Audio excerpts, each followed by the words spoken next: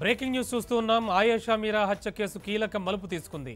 SIT విచారణపై తీవ్ర అసహనం వ్యక్తం చేసిన హైకోర్టు ధర్మాసనం కేసు విచారణను సీబీఐకి అప్పగించింది. కేసును మొదటి నుంచి విచారించాలని కేంద్ర దర్యాప్తు సంస్థను ఆదేశించింది. ఈ విచారణ సందర్భంగా కేసు ఫైల్ మాయమైందంటూ సిట్ బృందం చెప్పడంపై తీవ్ర ఆగ్రహం వ్యక్తం చేసింది. దర్యాప్తు తీరును తీవ్రంగా ఆక్షేపించిన హైకోర్టు తక్షణమే విచారించాలంటూ సీబీఐని ఆదేశించింది.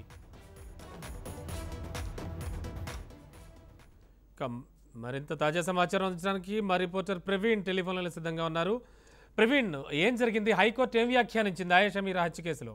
అయితే ప్రస్తుతం ఆయేషా మీరా హత్య కేసుకు సంబంధించి పూర్తి స్థాయిలో విచారణ ముగిసిన తర్వాత సిబిఐ కూడా అప్పగించినటువంటి పరిస్థితి కనపడుతుంది. అయితే గత కొద్ది రోజుల నుండి ఇన్వెస్టిగేషన్ చేస్తున్నటువంటి సిట్ దర్యాప్తును తప్పుబడుతూ ఆగ్రహం కూడా వ్యక్తం చేసినటువంటి పరిస్థితి. అయితే 2007 డిసెంబర్ 26 జరిగినటువంటి హత్యకు సంబంధించినటువంటి డీటెయిల్స్ మొత్తం ఫైల్ కూడా విజయవాడ కోర్టులో మిస్ అయినట్టు కూడా సిట్ అధికారులు కోర్టు ముందు చెప్పినటువంటి విషయాన్ని ఆగ్రహం వ్యక్తం చేస్తూ కేసు మొదటి నుండి విచారణ చేయాలి, కొత్తగా ఎఫ్ఐఆర్ నమోదు చేసి కేసు విచారణ చేసే విధంగా చర్యలు చేపట్టాలంటూ కూడా కేంద్ర దర్యాప్తు సంస్థ సిబిఐ కూడా ఇచ్చినటువంటి సందర్భం కూడా కనపడుతుంది. అయితే దీంతో ఇప్పటికే ఏదైతే ఆయేషా మీరా తల్లి కావచ్చు, ప్రజా సంఘాలు, తర్వాత మహిళా సంఘాలు వేసినటువంటి పిటిషన్ పైన పూర్తి స్థాయి విచారణ చేసిన తర్వాత ఈ నిర్ణయం తీసుకుందనేది కూడా మనకు స్పష్టంగా తెలుస్తుంది. ఇప్పటికే సత్యంబాబు కూడా అంటే 2016లో తను నిర్దోషిగా బయటకు వచ్చాడు. అయితే ఆ తర్వాత జరిగినటువంటి ఇన్వెస్టిగేషన్ లో కూడా చాలా మందకోడిగా జరిగింది. దీనిపైన పూర్తి స్థాయిలో విచారణ సిట్ చేయలేకపోయిందనేది కూడా హైకోర్టు భావించి సిబిఐ కూడా అప్పగించినటువంటి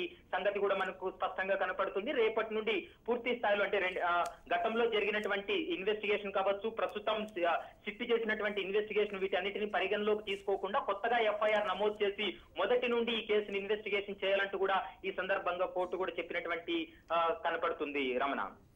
ఓకే ప్రవీణ్, థ్యాంక్ యూ.